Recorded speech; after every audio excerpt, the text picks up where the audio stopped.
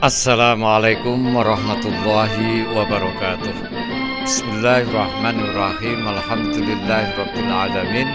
Wassalatu wassalamu ala asyrafil anbiya wal mursalin sayyidina wa maulana Muhammad wa ala alihi wa ashabi ajmain, amma ba'du. Selamat bertemu kembali dengan saya Muhammad Tajib di channel Kampung Ilmu, channelnya orang-orang yang tetap istiqomah mencari ilmu. Pada kesempatan ini saya akan menyampaikan pelajaran ilmu nahwu yang ke-28 yang akan membahas maf'ul bih. Sebelum maf'ul bih ini kita bahas, saya ingatkan kepada kamu semua bahwa di dalam membaca kitab gundul itu kamu harus bisa menjawab pertanyaan di bawah ini. Nah, dalam praktek membaca kitab gundul atau buku-buku Arab, kita akan menggunakan standar 5 pertanyaan. Untuk setiap kalimat yang akan kamu baca, maka kamu harus bisa menjawab 5 pertanyaan ini. Yang pertama, sebelum kamu baca, lihat contoh ini. Sebelum kamu baca, kamu harus tahu artinya, makna kalimat. Jadi ini apa artinya, ini apa, ini apa, ini artinya apa. Nah, kalau tidak tahu bagaimana? Kalau tidak tahu bisa ditanyakan orang atau dilihat di kamus. Setelahnya tahu artinya, maka kamu harus tahu jenauul kalimat. Ini jenis kalimat isim, fi'il atau huruf, ini fi'il atau huruf atau isim, ini isim, fi'il atau huruf. Kalau fi'il, ini fi'il apa? Kalau isim, isim apa? Kalau huruf, huruf apa? Ini kamu harus tahu. Kemudian ini sudah kita pelajari ya, nau'ul kalimat ini sudah kita pelajari. Kemudian mauqi'ul kalimat. Nah, kedudukan kalimat yang kamu baca itu di dalam susunan jumlah itu sebagai apa? Apa sebagai fa'il atau naibul fa'il atau maf'ul atau mubtada, khobar dan lain sebagainya. Tapi di sini yang baru kita pelajari fa'il dan naibul fa'il. Nah, ini baru tahu 2. Sekarang yang ketiga ini nanti maf'ul bih. Kalau sudah tahu mauqi'ul kalimat atau kedudukan suatu kalimat di dalam susunan jumlah, maka kamu harus tahu halatu i'robil kalimat. I'robnya itu apa? Jawabnya itu kalau tidak rafa, nasab, jer atau jazm. Apa i'rob kalimat yang akan kamu baca itu apa? Apa nasab, apa jer, apa jazm. Kalau sudah terjawab, maka apa tanda i'robnya, alamatu i'robil kalimatnya itu apa? Alamat i'robnya itu apa? Nah, misalnya ini pertama yahmilu artinya membawa, al-jundiyu artinya tentara, silahahu senjatanya. Berarti tentara membawa senjatanya. Yahmilu ini apa maknanya kalimatnya? Membawa.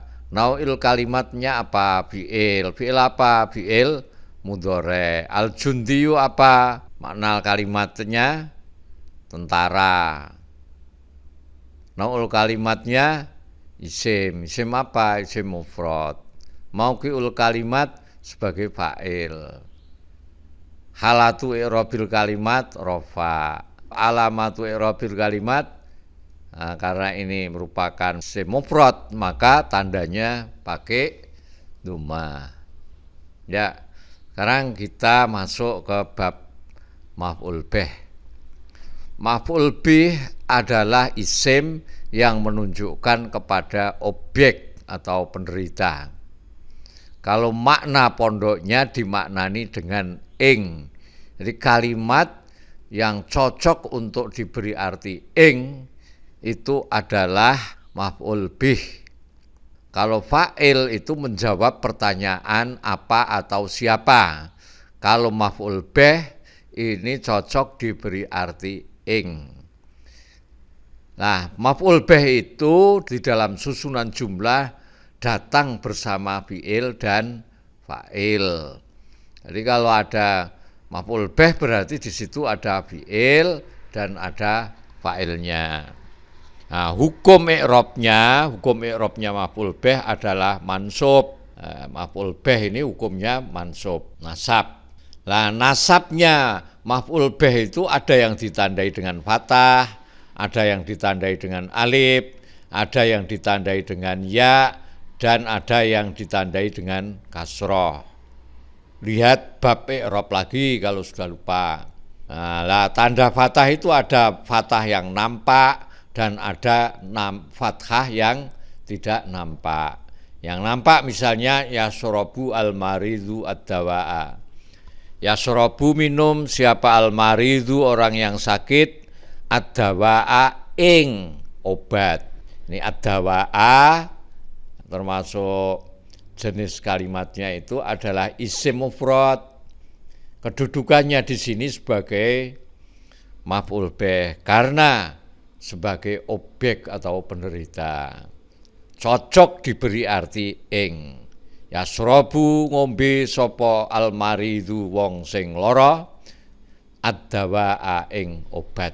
Ada juga fathah itu yang muqaddarah yang hanya diperkirakan saja, dikira-kirakan saja. Contoh doroba mukul siapa Zaidun Zaid, Isa ing Isa. Nah, Isa ini sebagai maf'ul bih. Maf'ul bih hukumnya nasab. Tanda nasabnya pakai fathah. Mengapa? Karena termasuk isim mufrad. Mana fathahnya? Fathahnya dikira-kirakan. Mengapa? Kok dikira-kirakan? Karena berupa isim maksur. Nah, selanjutnya letak maf'ul bih dalam jumlah atau susunan kalimat. Perhatikan, ada yang susunannya itu fi'il, fa'il, maf'ul bih. Ada yang fi'il, maf'ul bih, kemudian fa'il. Ada yang maf'ul bih dulu, baru fi'il dan fa'ilnya. Ada yang fi'il, fa'il, terus kalimat lain, baru kemudian ada maf'ul bihnya. Jadi ini letak maf'ul bih itu seperti ini. Contoh yang fi'il, fa'il, maf'ul bih. Qara'a membaca, siapa at-tilmidzu murid, membaca Al-Qur'ana ing Qur'an.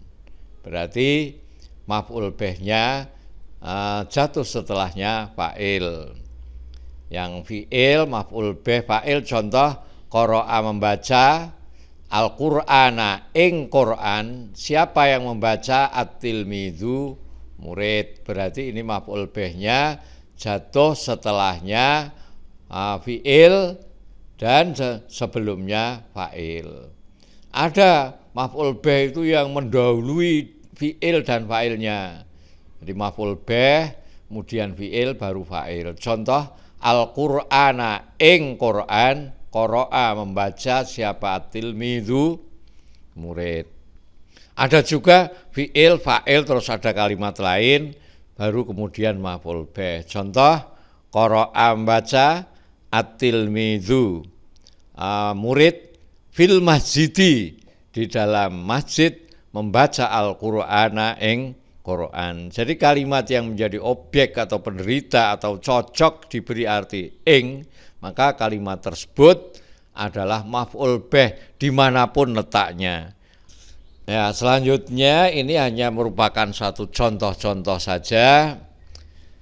Maf'ul bih isim mufrad ini maksudnya maf'ul bih yang berupa isim mufrad. Isim mufrad itu kalau menjadi maf'ul bih hukumnya nasab.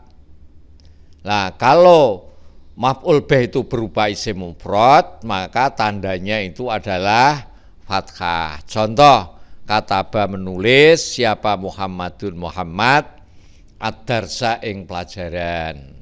Nah, ini ad-darsa sebagai maf'ul bih. Maf'ul bih hukumnya nasab. Tanda nasabnya fathah karena berupa isim mufrad.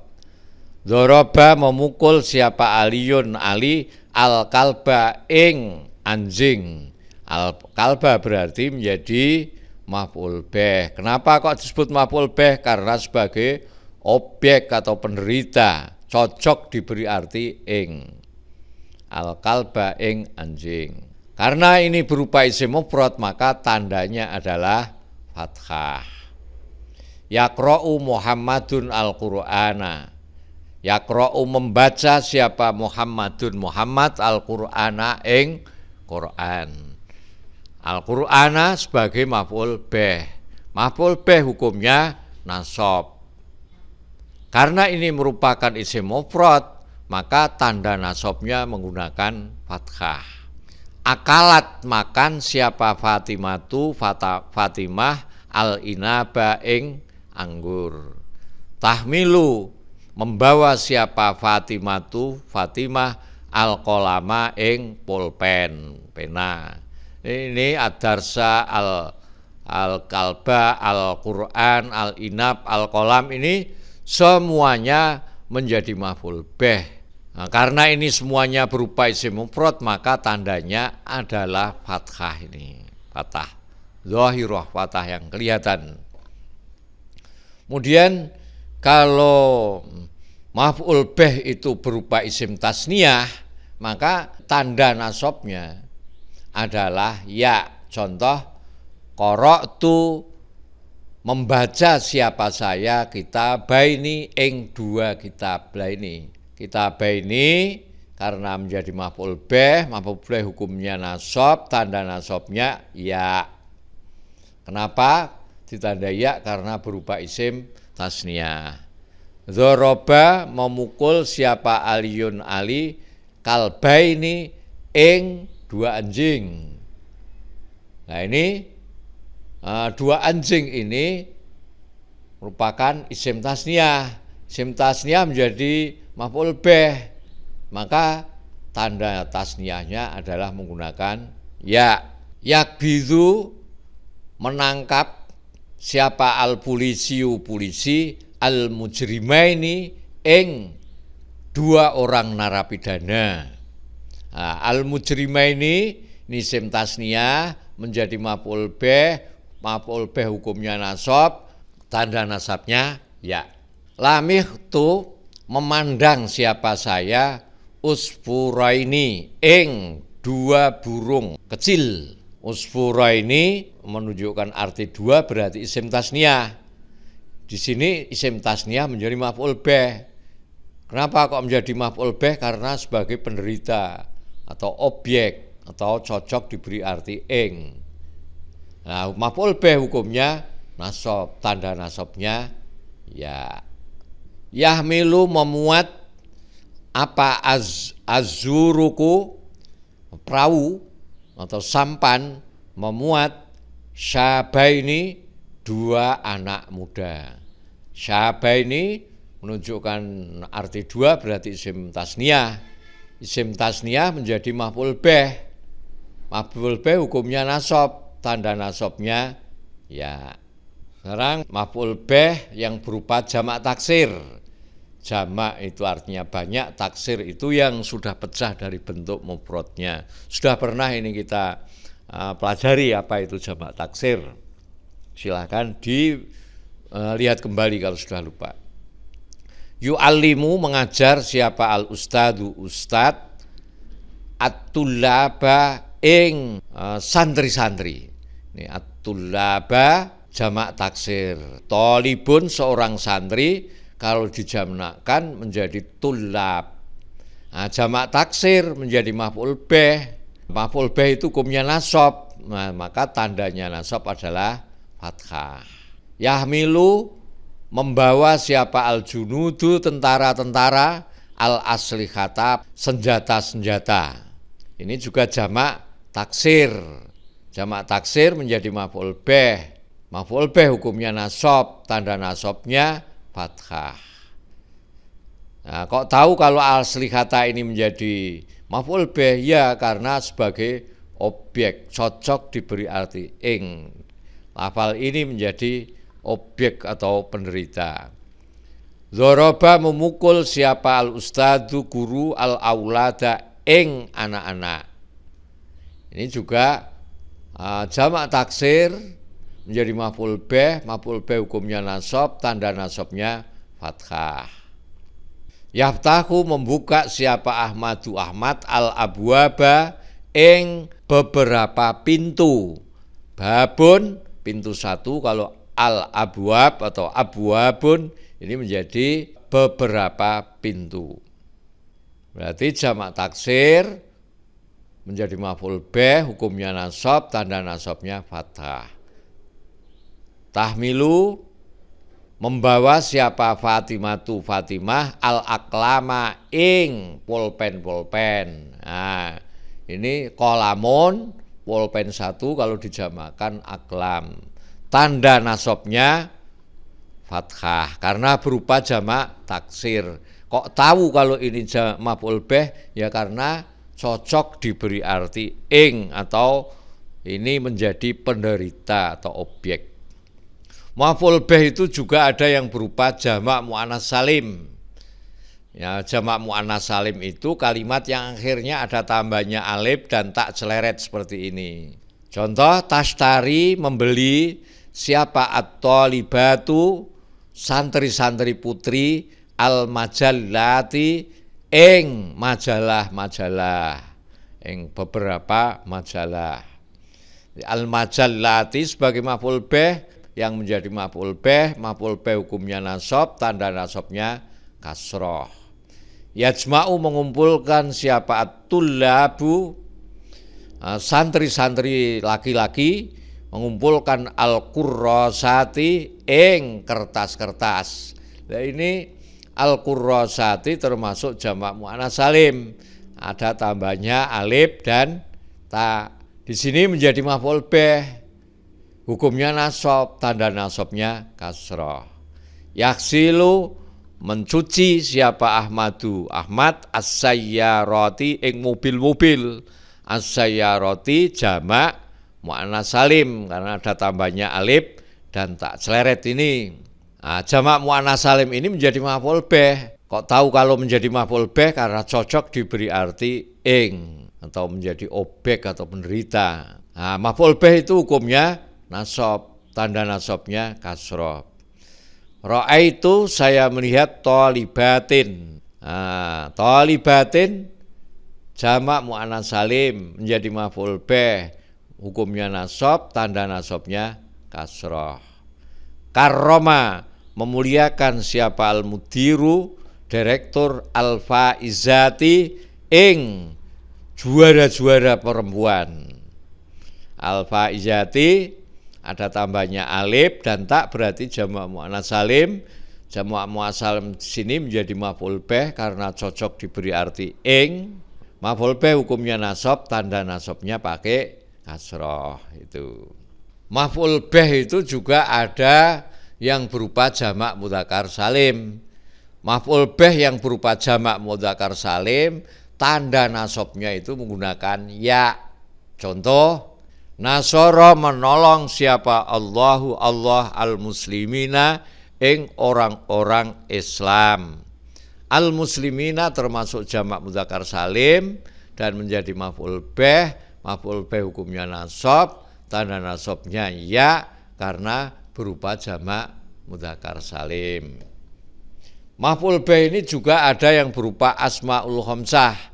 Asmaul khamsah yang menjadi maf'ul bih itu tanda nasabnya menggunakan alif. Ahbabtu aku mencintai akhoka ing saudara laki-lakimu.